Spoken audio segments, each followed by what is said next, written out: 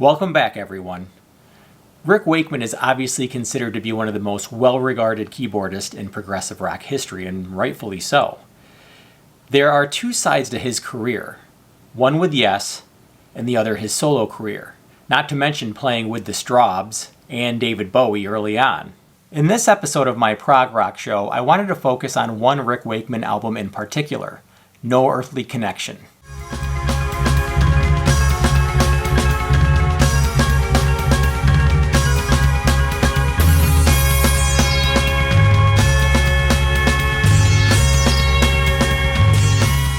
The Tales of Topographic Oceans tour was done, and so was Rick Wakeman, due to struggling with the direction Yes had taken for the album. In 1974, Wakeman departed Yes, which was okay considering he had already established himself as a solo artist with the successful Six Wives of Henry VIII album. Wakeman had always seemed to be the outsider in Yes. For example, he drank alcohol, the others did not.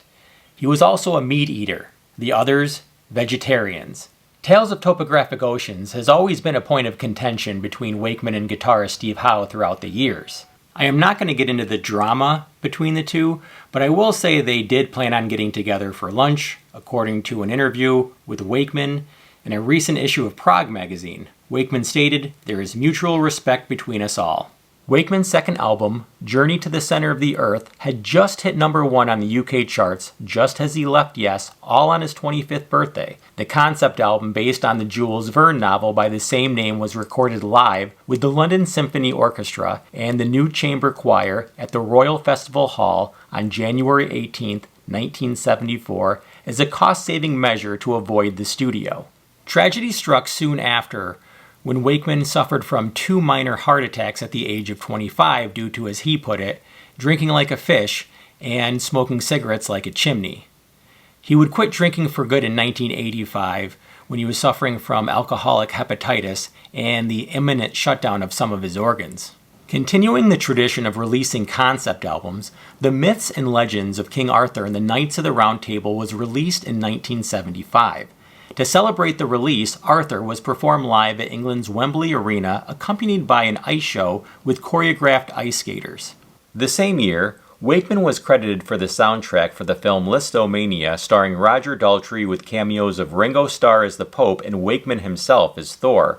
Wakeman would later admit he had little to do with the final product and voiced his discontentment to the record company. This brings me to the album I wanted to talk about, No Earthly Connection.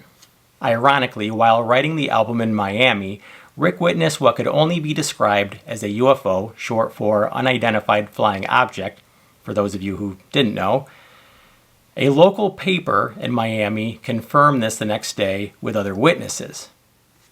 On a side note, I'd like to mention that UFOs seem to be a common theme with prog bands for some unknown reason. In biographies I have read about the Moody Blues and Vandergraaf Generator, both described UFO sightings. Believe it or not, I actually had a phone conversation with a prominent progressive rock singer who shall remain nameless that also described to me witnessing a UFO. Now, I don't know what the connection is between these prog bands and UFOs are, but I'm sure it's no earthly one. Ironically, Electric Light Orchestra never reported seeing a UFO. Anyways, I digress. No Earthly Connection was written while touring America and Brazil and was inspired by Rick's fascination with the unknown. The album was explained as a musical autobiography, partly fictional and partly non-fictional. The album is split up into 5 parts. The concept deals with the cycles of life, ultimately leading to reincarnation. He even admitted to not being able to explain half the record. Rick credits his writing to what was called mind music. It was basically music that would just come to him instinctually, and he would write it down and record demos. He was basically recording anything that popped into his head. He had such a surplus of music that most of it was discarded when recording the actual album. Between January and March of 1976, Wakeman would record No Earthly Connection in France at Chateau d'Orville, built 300 years prior by none other than pianist and composer Chopin. This was also where Jethro Tull had recorded the disastrous sessions that preceded their A Passion Play album, although they really weren't so disastrous when finally released many years later. Pink Floyd had recorded Obscured by Clouds there as well. Joining Wakeman was his band, the English Rock Ensemble, consisting of Martin Shields and Reg Brooks on brass, Roger Newell on bass, drummer Tony Fernandez, guitarist John Dunsterville, and Ashley Holt on vocals. Holt had also been the vocalist for the heavy prog outfit Warhorse that also consisted of Deep Purple ex-bassist Nick Simper. Warhorse released 2 albums in the early 70s before disbanding. Wakeman was a member of Warhorse for a very short time before departing for the Strawbs. Back to No Earthly Connection. At one point during the recording, Rick left abruptly after having a nervous breakdown when having thoughts about playing the album live. This happened just as the press had shown up to get a peek at the album. Rick would return disheveled, but the situation was rectified with a little wine. An incident with marmalade also threatened to ruin part of the master tape, although the crisis was averted after hours of cleaning. On a lighter note, the convincing sound effect of the waterfall that you hear in the beginning of Music Reincarnate Part 3, The Spaceman, was actually recorded in-house. The way this was done was Rick had the band down mini bottles of wine, and they used a tin bath in the cellar. And that is all I'm going to say about that. No Earthly Connection would be released in April of 1976. Although not as popular as his 3 previous albums, it would reach number 9 on the UK charts and number 67 in the USA. Certainly respectable. The original LP was quite an oddity itself. I wish I had a copy of it. I remember seeing it somewhere. Wait, I remember.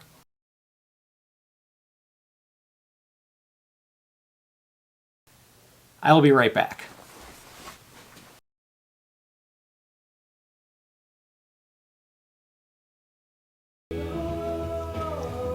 All right, let's see if it's still here. So Rick Wakeman, and yes, 2 copies.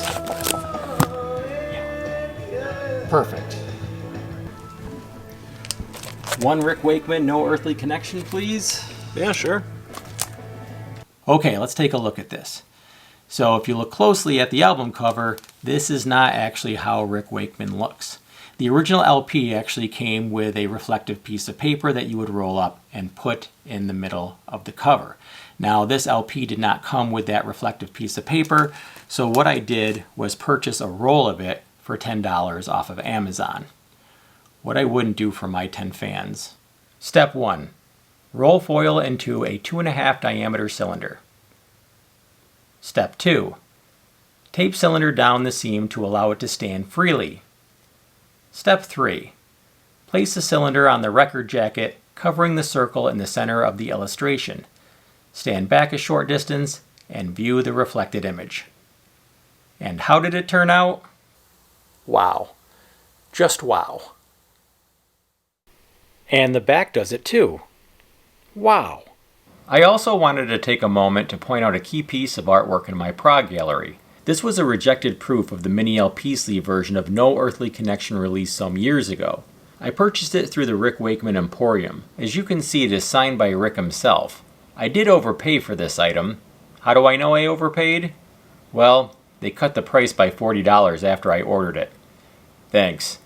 I might as well have lit that money on fire.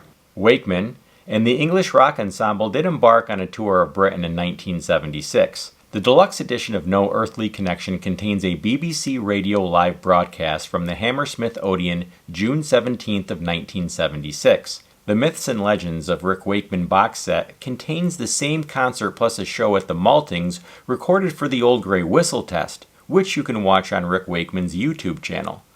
Wakeman would soon find himself in a difficult financial situation, which led him to disband the English Rock Ensemble in August of 1976. But when one door closes, another opens. No Earthly Connection may not have reached the level of its predecessors, but I believe it is Wakeman's strongest album and most innovative. Wakeman would rejoin Yes in 1977 for the Going for the One album, and the band would never have an issue or lineup change again. What?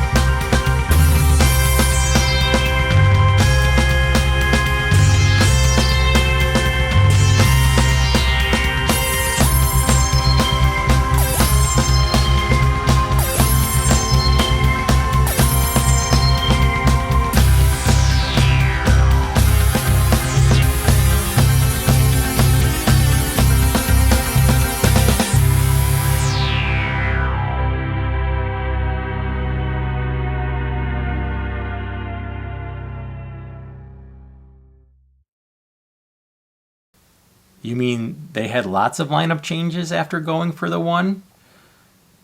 They were touring as two bands at one point in time? I saw Wakeman like 15 years ago with Yes. That was his son Oliver? I just thought he'd taken really good care of himself.